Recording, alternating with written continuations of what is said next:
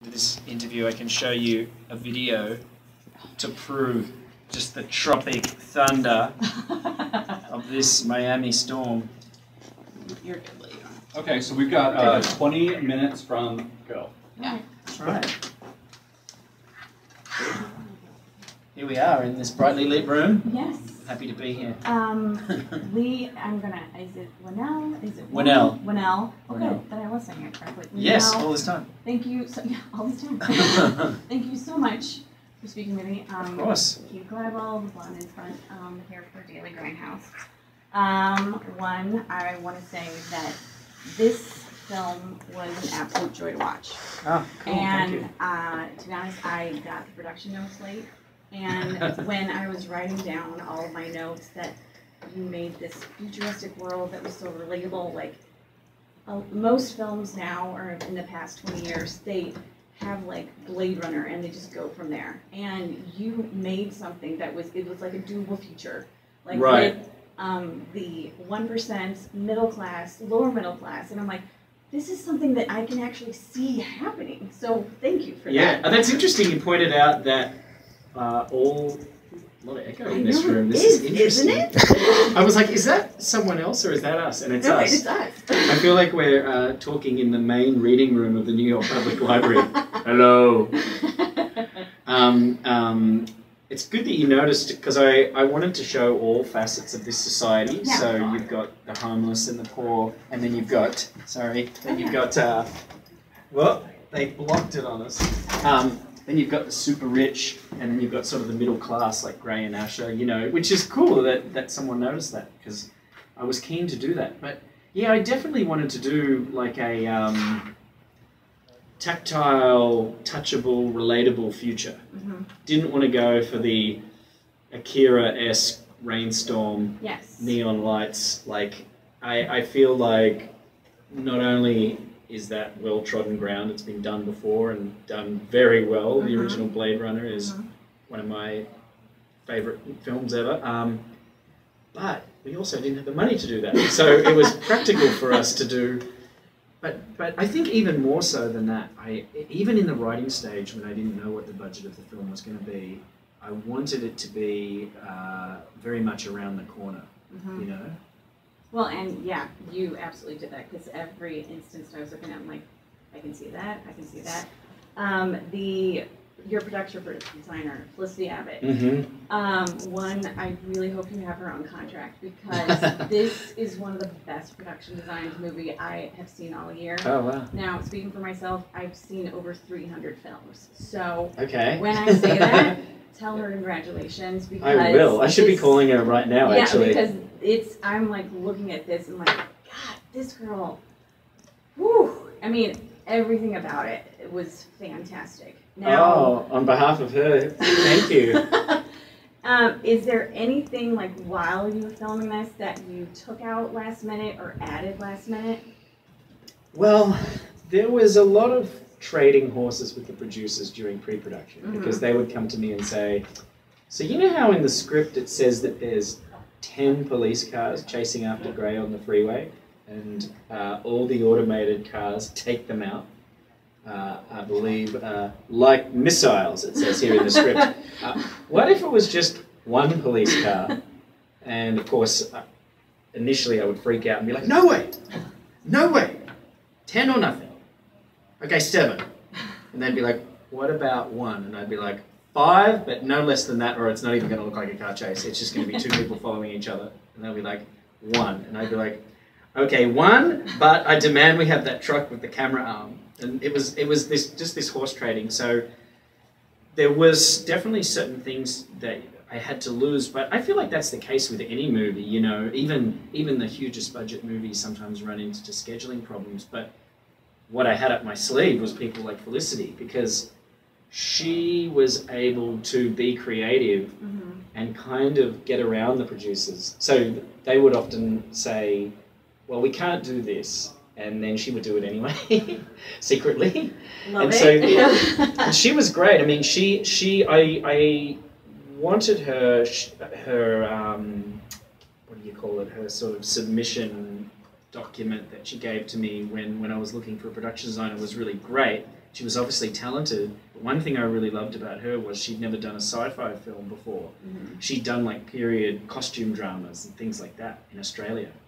So so she wasn't coming at it through the lens of being a genre fan at all, and I loved that about her. That was like an added reason for me to hire her, in my opinion, because I knew that she would always give me something different. She wouldn't be subconsciously referencing some movie she'd seen. You know, she's one of those people who's like never seen a Star Wars movie. You know what I mean? Like that actually helps. I think it does. No, it totally did. Yeah. I didn't want somebody who knew sci-fi movies back to back. So what she was able to do is to get around the fact that we were horse trading with the producers was not only give me this stuff by being creative, but also do it in a way that was like something you hadn't seen before, you know? Like she would use a lot of wood and natural materials, which isn't something you see in sci-fi movies a lot. So yeah, she definitely helped in that regard.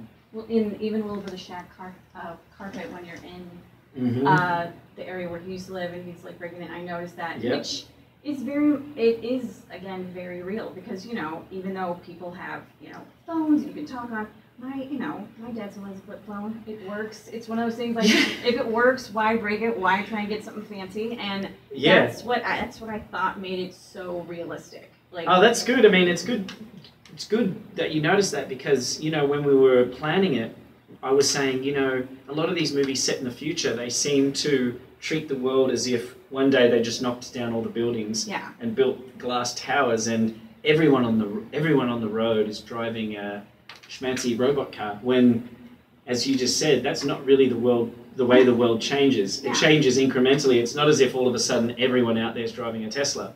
It's like there's a few people out there, but then there's also people out there on Michigan Avenue driving 1983 Toyota Camrys. You know, it's an incremental change. My brother is like your dad. He doesn't even have an email. He still has a flip phone. He doesn't want an iPhone.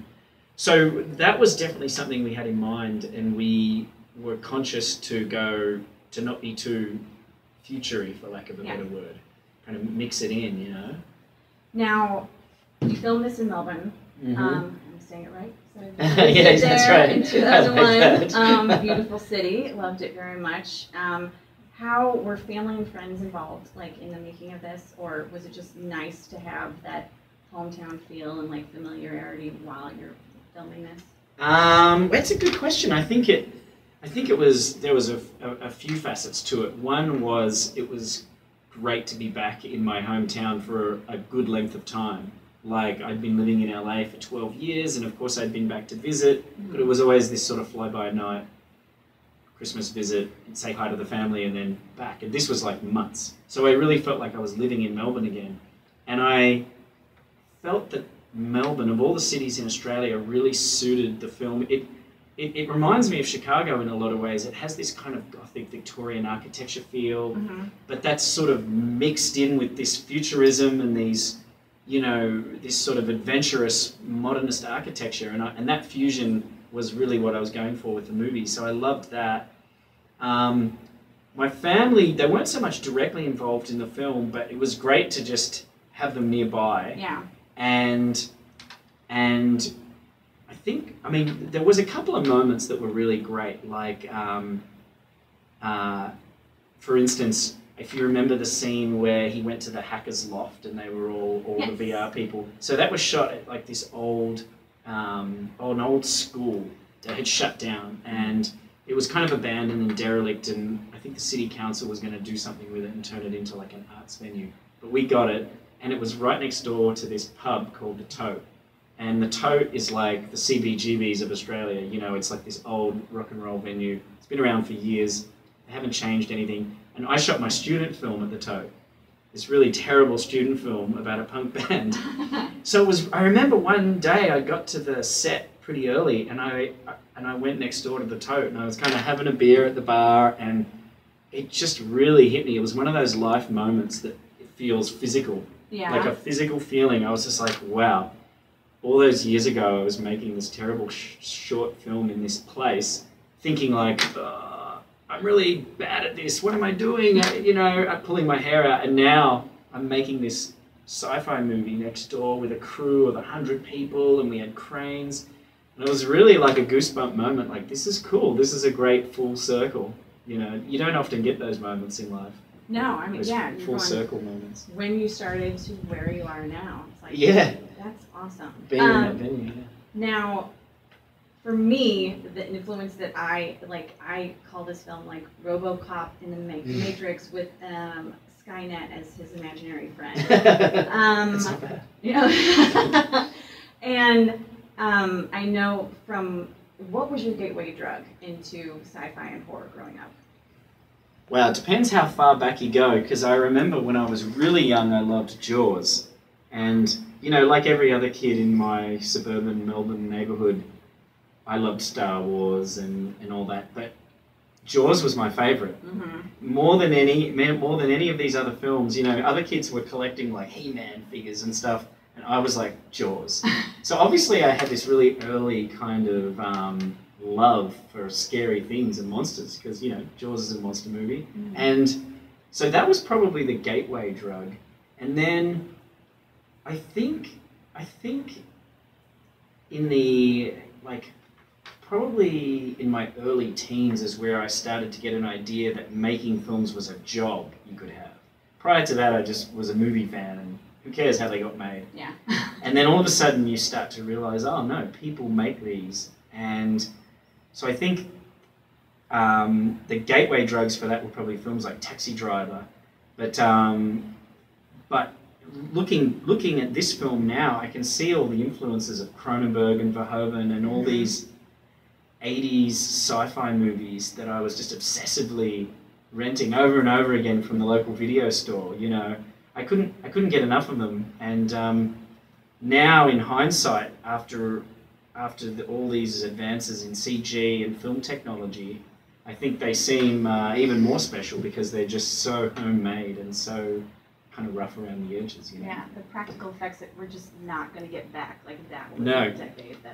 Now, when Gray is implanted with the stem and he's coming off the table, Mm-hmm. when I'm watching that and with the way the Mhm. film is coming in the theater, I got this, it reminded me so much of Todd Browning's Frankenstein, except that instead of Gray being the monster, he's more of Dr. Frankenstein, and then Aaron is kind of the innocent wide-eyed monster.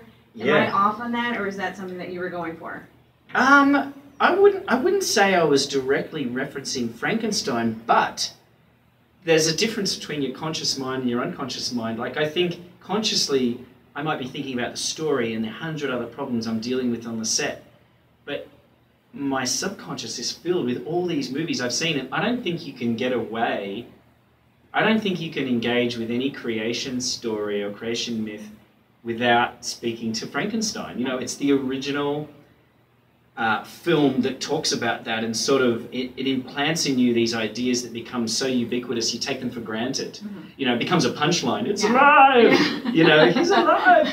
It's a punchline, but it's in there. Yeah. And it's in there with all the Cronenberg movies and everything you've seen is in there. So I think it does come through, just maybe in a more unconscious way. You know. Any film that has a guy standing up and coming back to life, there is a direct vein that leads right back to Frankenstein. Well, and his face, which Logan Marshall, I mean, the physical prowess that he had in this film was, I mean, his facial expressions, everything he's doing with his body, and the fact that you had the cameras far enough away to capture that and get the mechanical, because you've got, this is a sci-fi, it's an action film, it's a comedy, you also have a little bit of romance. Now, working with him and then the stunt coordinator and then your cinematographer, Stefan, like how much rehearsal time did you have, and how much to make sure, because that just, I mean, I'm kind of like blabbling about it. Like you just captured it so well, and it's just like the precision of it is so like to the second. Like, how much rehearsal did you have to get those scenes correct? Well, we didn't have a ton of rehearsal because we didn't have the money, so I thought it was pretty tight. I think we had 1 month from when Logan landed in Melbourne. We had a month with him before we started shooting, which when you think about it, it's not a long time. No. You know, I think a film like The Matrix probably worked with those actors for 6 months to train them up. We had a month. So luckily Logan was so dedicated. The second he had the job and he knew he had the job, he started working before that. So already he was emailing me videos. He was, he ended up getting connected with a guy who was quadriplegic, and he was working with him, going up and visiting him in Santa Barbara and spending whole days with him, just learning and asking questions. And this guy was gracious enough to talk to Logan. So I knew I had Logan doing the work so I could relax a little bit. Mm-hmm. And then once we got to Melbourne and we started training him, I basically was like, okay, what's the best way to communicate this computerized way of moving? Because he's not a robot, he's an upgraded human that can that is fluid and graceful in a way that human beings aren't. Mm-hmm.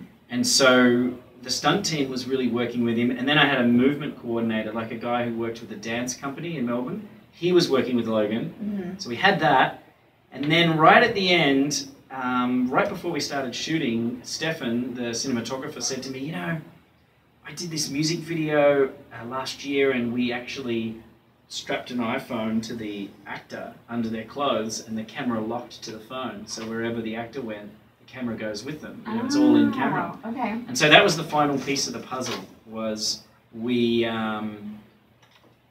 It was funny because right before he said that, I was feeling like, I feel like there's just one more element that we need. And then Stefan came in with that, and I looked at it, and I was like, this is what we need. And so it's all just done in camera. Everything, the camera is able to make Logan the center of gravity, mm-hmm. so the world moves, and it hopefully puts you off balance, like. Oh, it totally adds does. to that precision. And his facial expressions even like exacerbate like that whole thing too, because Right. like, you could tell he's like, I can't control my body. Yeah. It's like even the little movements with his eyes. Yeah, that's all the stuff he worked on. Are there any behind the scenes circumstances that pushed you in a different creative direction? Ah, that's interesting. Okay. I think once I started to see the rapport between Simon, who voiced STEM, mm-hmm. and Logan, I pushed that a little more.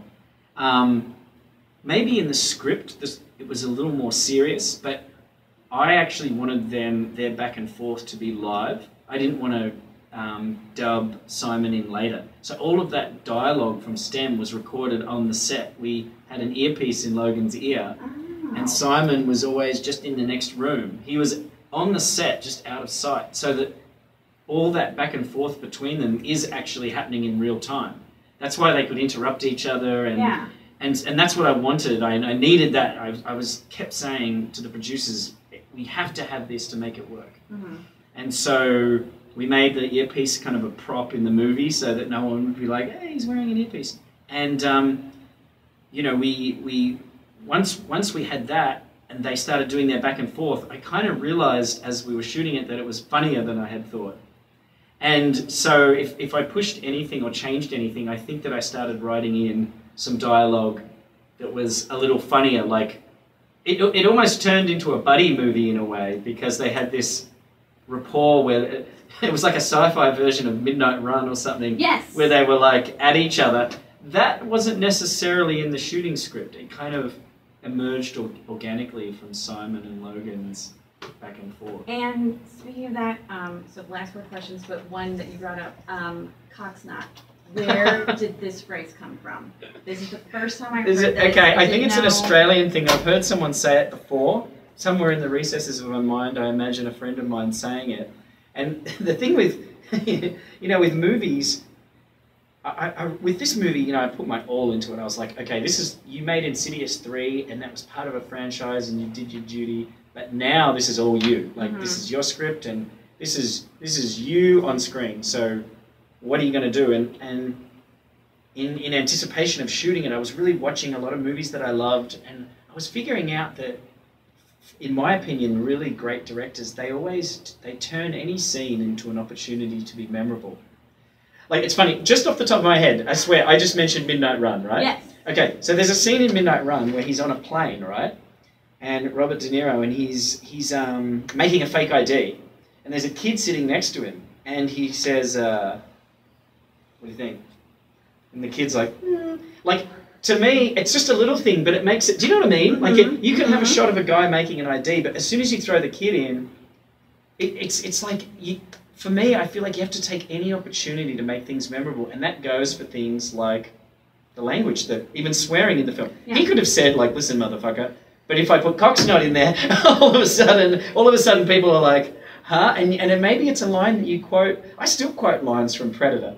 To this day, I'm you know, like, that's a real nasty habit you got there. You know what I mean? Like, get to the chopper. Get to the chopper. Like, and so I feel like that word is really me just trying, at every opportunity, trying to be memorable.